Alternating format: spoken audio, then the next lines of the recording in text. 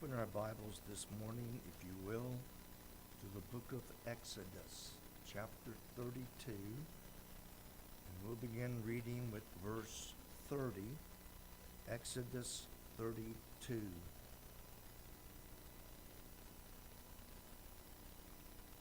it came to pass on the morrow that Moses said unto the people, Ye have sinned a great sin. And now I will go up unto the Lord, peradventure I shall make an atonement for your sin. Moses returned unto the Lord and said, Oh, this people have sinned a great sin, and have made them gods of gold. Yet now, if thou wilt forgive their sin,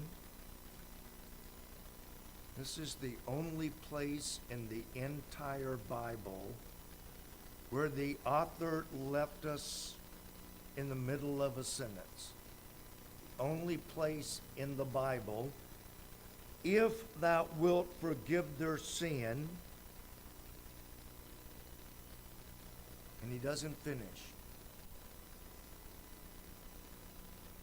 And if not, blot me, I pray thee, out of thy book which thou hast written. And the Lord said unto Moses, Whosoever hath sinned against me, him will I blot out of my book. Therefore now go, lead the people unto the place of which I have spoken unto thee. Behold, mine angel shall go before thee. Nevertheless, in the day when I visit, I will visit their sin upon them. And the Lord plagued the people because they made the calf which Aaron made. And the Lord said unto Moses, Depart, and get up hence, thou and the people which thou hast brought up out of the land of Egypt, unto the land which I swear unto Abraham, to Isaac, and to Jacob, saying, Unto thy seed will I give it. And I will send an angel before thee, and I will drive out the Canaanite, the Amorite, the Hittite, the Perizzite, the Hivite, and the Jebusite, unto a land flowing with milk and honey. For I will not go up in the midst of thee, for thou art a stiff-necked people, lest I consume thee in the way. And when the people heard these evil tidings, they mourned. No man did put on him his ornaments. For the Lord had said unto Moses, Say unto the children of Israel, Ye are a stiff-necked people. I will come up into the midst of thee in a moment and consume thee. Therefore now put off thy ornaments from thee, that I may know what to do unto thee. Father, we come. Lord, as we study about the nation of Israel, the Jews, the people you chose, may we examine ourselves. So easy to say we want to grow. It's so easy to say that we want to see people saved. It's so easy to say that we want to be missions, and we want to be the light in this community, and we want to be the salt of the earth. But Lord, there's 100 billion miles difference between saying and and doing. Help us this day to be doers of the word and not hearers only. For it's in Jesus' name we pray. Amen.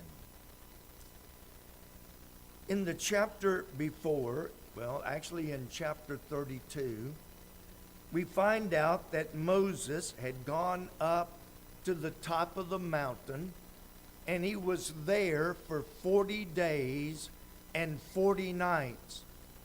While he was up there, God gave him 2 tablets of stone on which were written 10 commandments from God for Israel. We know that God also gave Moses the blueprints, as it were, for the tabernacle. And he said to Moses, see that thou build it, the tabernacle, see that thou build it after the manner in which ye saw me in heaven show you. So Moses has been gone for 40 days and 40 nights. While he was gone,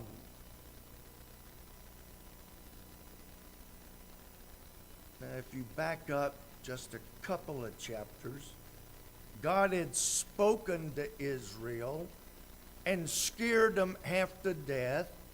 And they said, Moses, you go up, you talk to God, you come down, and you tell us what God said. And whatever God said, we will do. Moses goes up. Not even gone the full 40 days yet. He's gone for some time, but not quite the full 40. And while he's gone, the children of Israel say, where is Moses? Well, I bet he died up there. What are we going to do? Well, if Moses is dead, we have to do something. If Moses truly is dead, he's been up there almost 40 days and 40 nights. He didn't take any food with him. He didn't take any army rations with him. He didn't take his gun to kill any animal to eat. He's up there. He took nothing to eat and nothing to drink. There's no way you can live 40 days without eating and drinking something. I bet he's dead up there and we'll never see him again. So then it's like, well, we need a God to tell us what to do. And so they take off their earrings, they take off their ornaments, they take off their jewelry, they give it unto Aaron, who was Moses' brother, who was also the high priest. They give it to Aaron. Aaron puts it in the fire, melts it down, takes it out, shapes it and forms it, and makes a golden calf. And the children of Israel began dancing around that golden calf, worshiping that golden calf, and even calling that golden calf, they called it Jehovah, and they worshiped it. Well, here comes Moses down. Well, I'm getting ahead of myself. Moses sees the golden calf. He sees what they have done. And he gets so angry that he takes those 2 tables of stone that God had personally written with his own finger. Moses got so mad, he threw them down, broke them to pieces. Then he went, took the golden calf, heated it up, melted it to some degree, beat it into a powder, poured it in their drinking water, and made them drink the golden calf that they worshiped. Moses is angry. Moses knew God was going to be angry. And so Moses goes back up to the mountain to make intercession. He used the word to make atonement for the children of Israel because of the great sin wherewith they had sinned. As I thought about that and what we're going to look at this morning, I saw a picture of what I believe is happening to many Christian people today. Many people profess to be saved. They profess to worship God. But in reality, they're no different than these children of Israel worshiping the golden calf. When Moses went back up to the mountain, he prayed earnestly. And because of the prayer of Moses, God said, I will not kill them.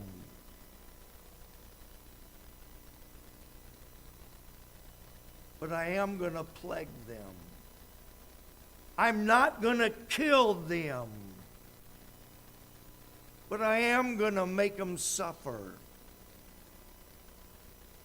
And the only reason he did not kill them was because of the intercessory prayer of Moses. Without Moses, God would have killed every single one of them. But it was the prayer of Moses that saved literally their life.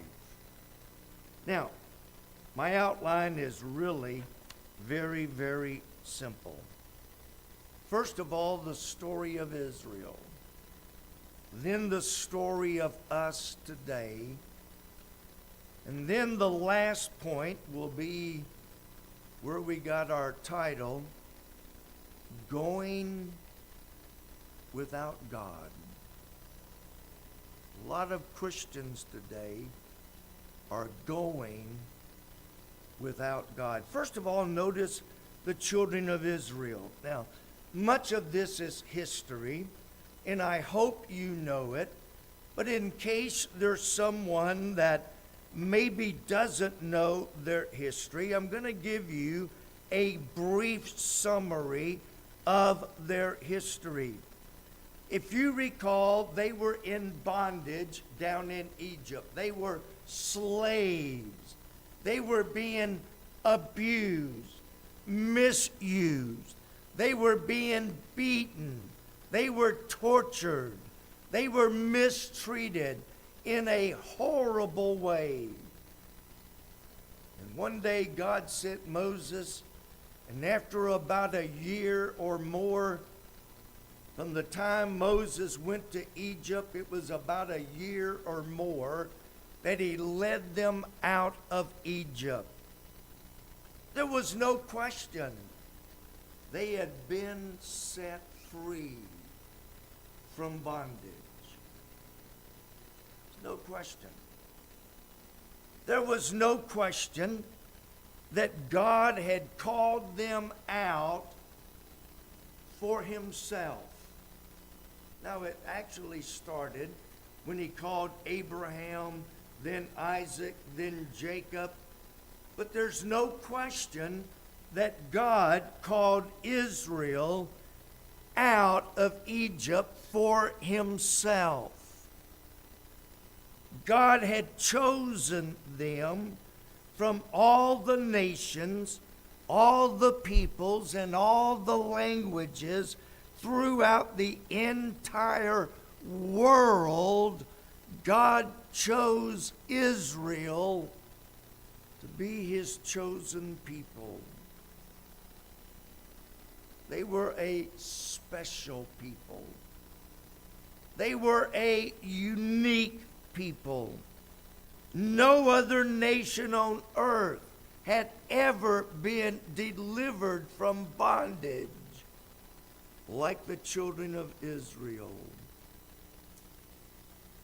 And I had to put this in. He chose them as an act of pure, sovereign grace. Why did he pick Israel? Because he wanted to. There were thousands of other nations, but God chose Israel out of pure, sovereign grace to be a special people unto himself. Up to this point, for the most part, they had followed God thus far. They had had some bumps in the road. They had had some times where they murmured and complained. They were times when they got mad at Moses. But I was thinking, something happened last week. And it got me thinking, is there anybody that has never, ever, ever, never gotten aggravated, frustrated, annoyed with someone else? Oh, your look just gave you away. That's the problem with sitting on the front, as I can. We all get aggravated. Somebody you mentioned about the car that pulled out. I still have to bite my tongue. I still do. Guy did it the other day. I think it was a guy or lady. They were on their phone, not paying a lick of sense, and they never even slowed down, pulled right in front of me. I had to slam on my brakes. Fortunately, I've got one of those cars that hits the brake before I do. But I had to slam on my brake, and he looked at me like I was the offender. So I let my horn go for a couple of seconds just to let him know stop does not mean slow till you're only poking. He thought stop meant slow down. No, it means stand till you're on park. So yeah, they got aggravated at Moses. They got aggravated at Aaron. They complained because of the food.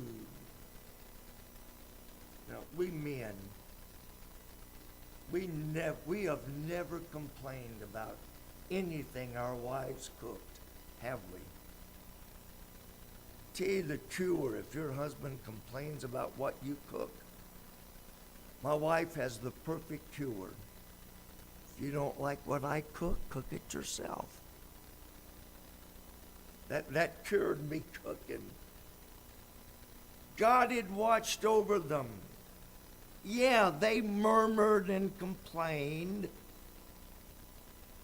but God had provided manna from heaven. For 40 years, their shoes never wore out, and their clothes never wore out during that 40 years. They were God's special people. But this time they get impatient, waiting for Moses. He had been gone 40 days. They made the golden calf. Aaron, the high priest, fashioned it unto a golden calf, and Israel reverted back to their old ways like they were when they were in Egypt.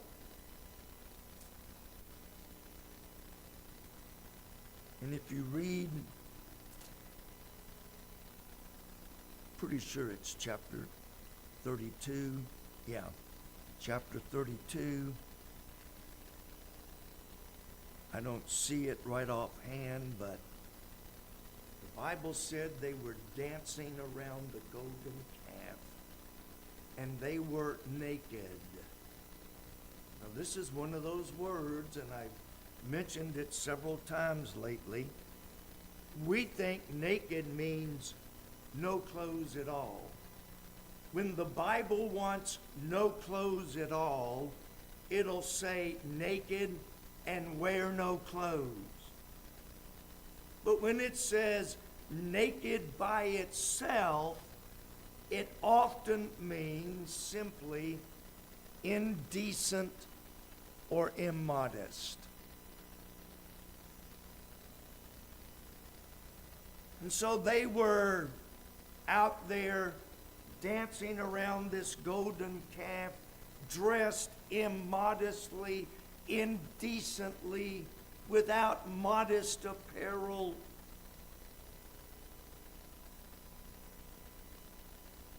And you know, I have found that individually and nationally, the farther a person gets from God, the farther a nation gets from God, the more immoral it becomes.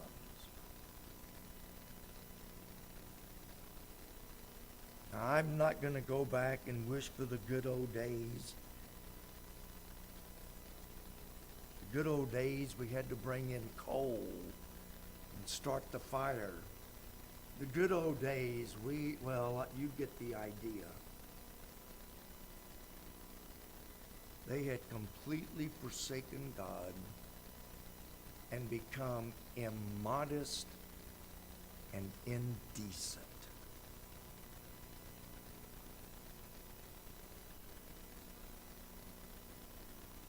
Moses, seeing the situation, goes back up the mountain for 40 more days and 40 more nights. He's up there.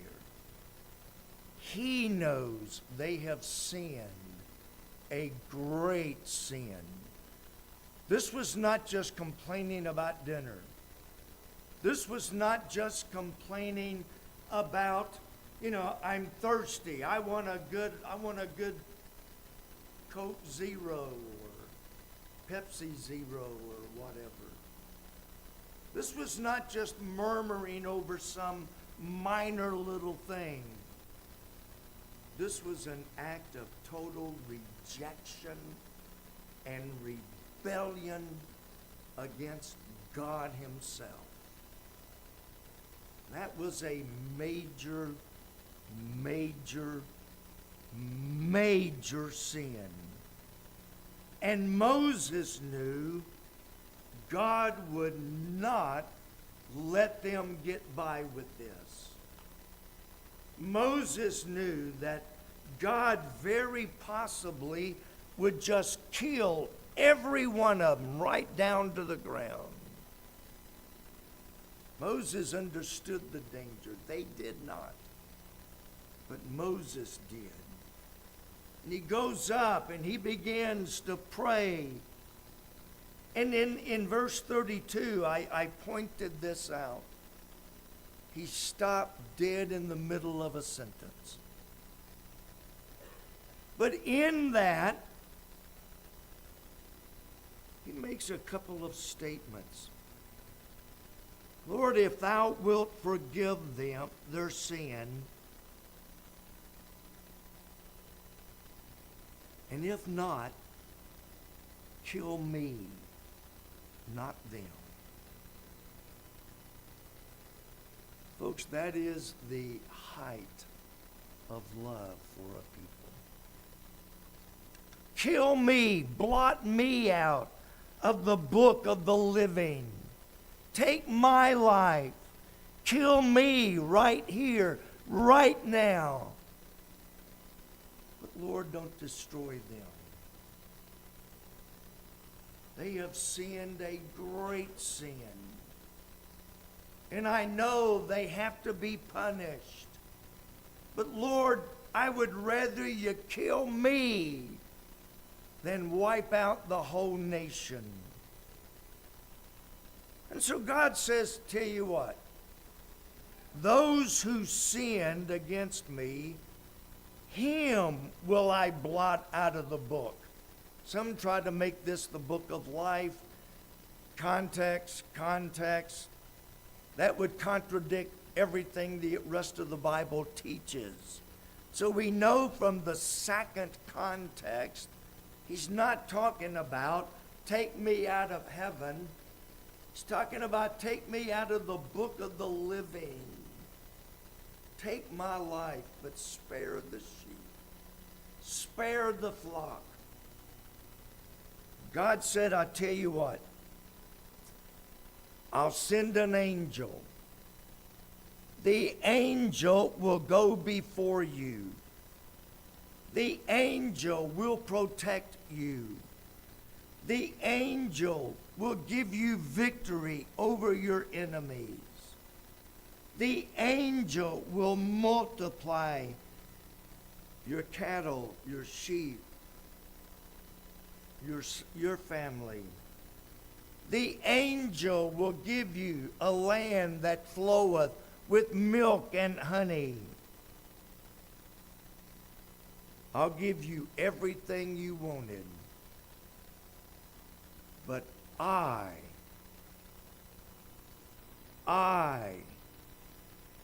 will not go with you with my presence. You'll be abundantly blessed. You'll have milk and honey. Your herds will multiply. Your family will multiply. You will be well taken care of. But you will not enjoy my presence. Let that soak in.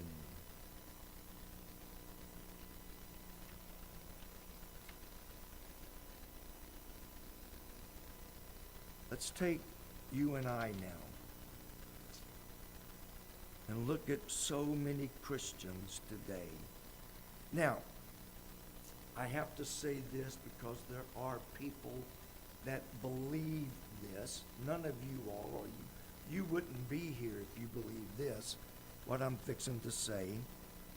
But there are people who believe that the Old Testament is outdated, antiquated, of no value. We don't need the Old Testament. We've got the New Testament. We've got Jesus Christ. We don't need symbols anymore. We don't need types anymore. We've got the real thing. And besides, everybody knows that far back in the Old Testament, they were primitive people. They lived in caves. They were ignorant people. They grunted because they hadn't learned to speak yet. You know. They were so ignorant they couldn't even talk. There are people that believe that. Let's just get rid of the Old Testament. We don't need it. But Paul said in 1 Corinthians chapter 10 that the things that happened in the Old Testament are recorded for examples for us to study and learn. So the Old Testament is given for you and I to look at and study and learn from some of their mistakes. Which brings me to modern Christianity.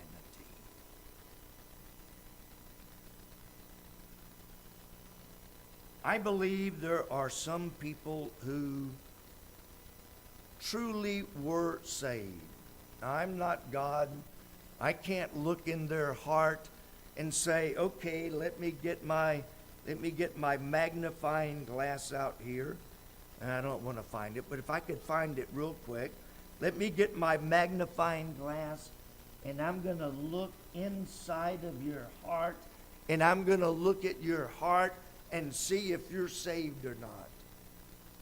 No human being has that ability. Only God can see the heart. But there are some people who made a profession, and it seemed genuine. It seemed as genuine could be. They seemed to be serving God overall.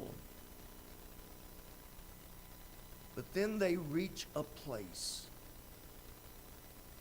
Something in their life that they're forced to make a decision. Are we going to stay here and continue to wait for Moses?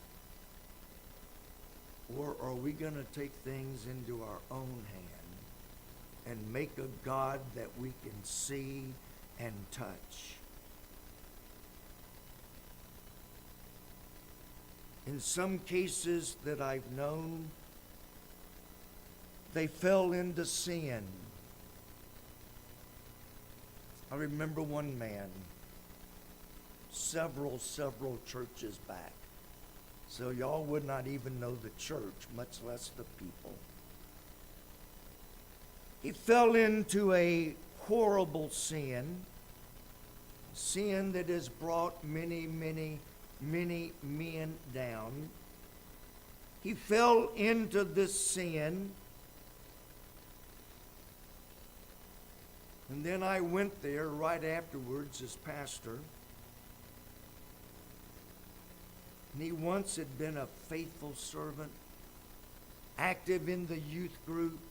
He was a youth director. He was a deacon. He was, very active. But once he fell into sin, his life never fully recovered.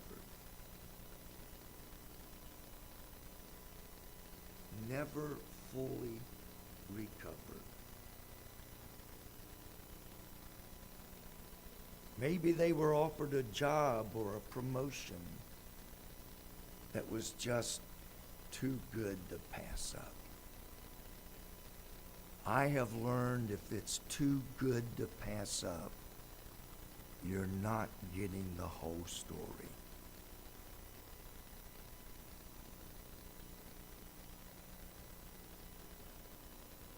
But they get this opportunity. They get this chance of a lifetime.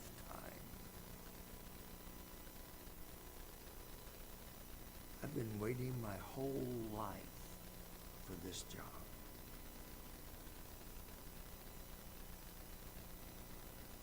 Maybe they got married. I was talking to a lady the other day, and she was telling me that she really wasn't anything as far as religion. She married a Catholic. Neither one of them practiced religion at all. And I thought, how many people have been ruined by marriage? I just thought how that could be taken. Marriage doesn't ruin you. Marriage is a gift of God. Marriage is a sanctified, holy union that God created, and God brought man and wife together. But how many people have disobeyed one of the first rules? Wherefore come out from among them, and be ye separate, saith the Lord. For what union hath light with darkness? That's a first mistake.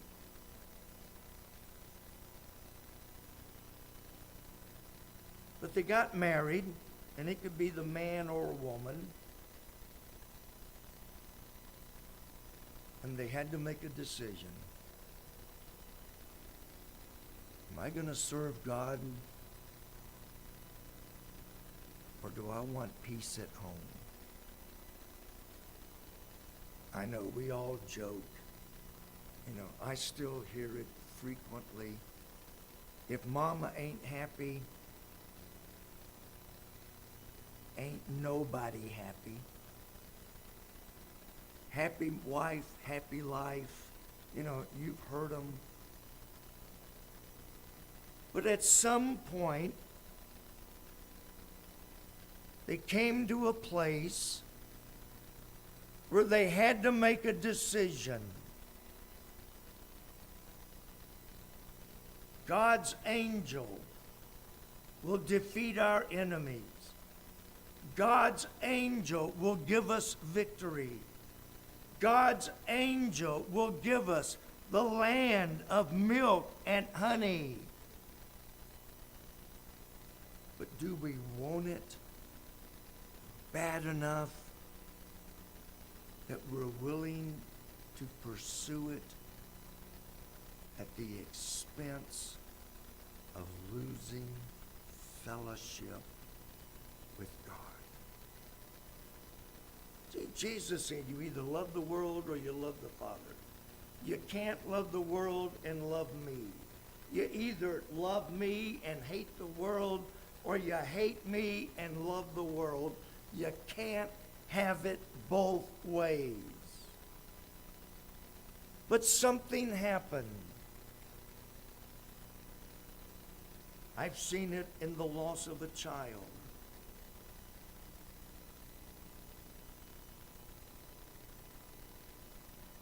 Well, if that's how God treats his children, I want no part of it.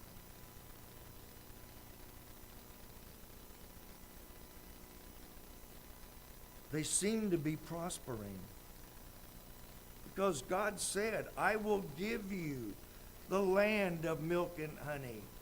I will multiply your herds. I will multiply your crops. You will be financially very prosperous. But you'll be prosperous without fellowship with God. I had a guy call me not too long ago. He had one of those questions where, it's one of those questions where you really can't answer some of them. And he said, if I do this, will I go to hell? And I said, not if you're saved, no.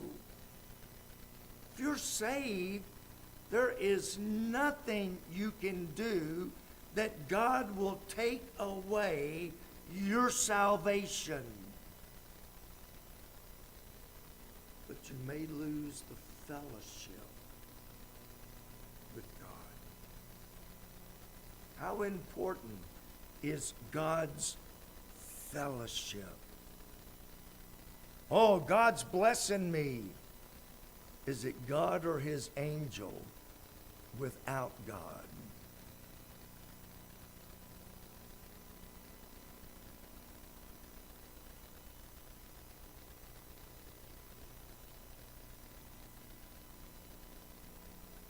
I guess I'm getting old, Gary.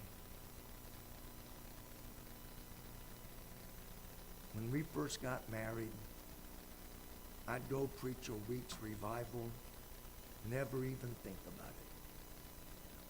I'd go to a Bible conference, and I might call her,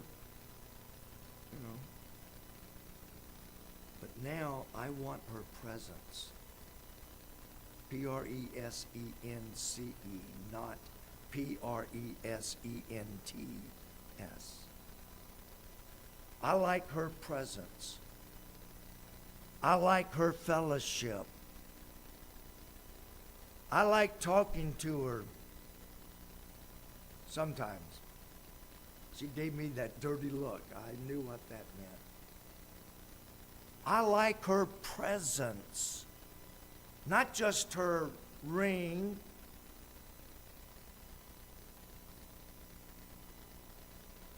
How much do you really like and enjoy the presence of God?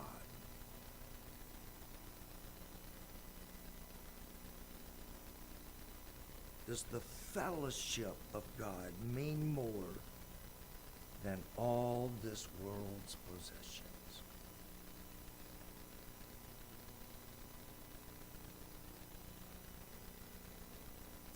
Moses understood that nothing counted. Multiplied herds, multiplied crops, milk and honey. Moses understood without the presence of God, those things are worthless. How much you think you're going to take with you when you die? Now, somebody sent me a cartoon. I don't think it was you, but they sent me a cartoon of a hearse pulling a U-Haul moving van or trailer behind it. And the caption said, "Who said you can't take it with you?" You know what? I've been to hundreds of funerals, and they have not taken one single thing from this earth with them. Now, I did have a funeral where the family put a fifth of whiskey in the casket because they didn't want him to get thirsty on his journey. But you know what he did with that fifth of whiskey? Nothing. He's dead. Once you die, everything you own stays behind. Would you rather have the presence of God or all this world has to offer? Paul wrote in Galatians 5:7, writing to the churches of Galatia, "Ye did run well." You did. Who did hinder you? Who did slow you down?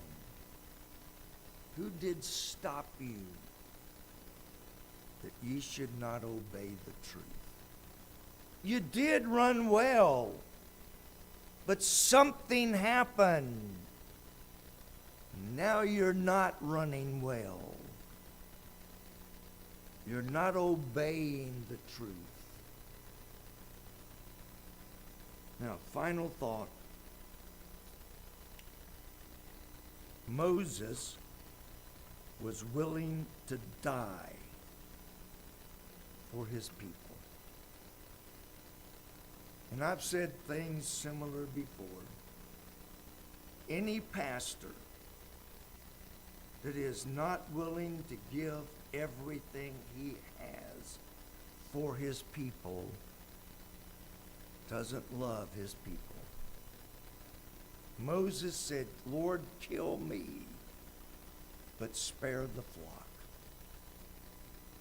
I wonder how many times, not me all necessarily, but how many times has God spared your life because somebody prayed for you?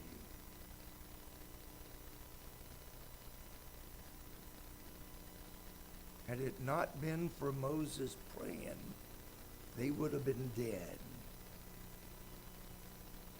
New Testament said God is long-suffering to us. We're not willing that any should perish. Talking about backsliders. He has nothing to do with salvation. He's talking about backsliders.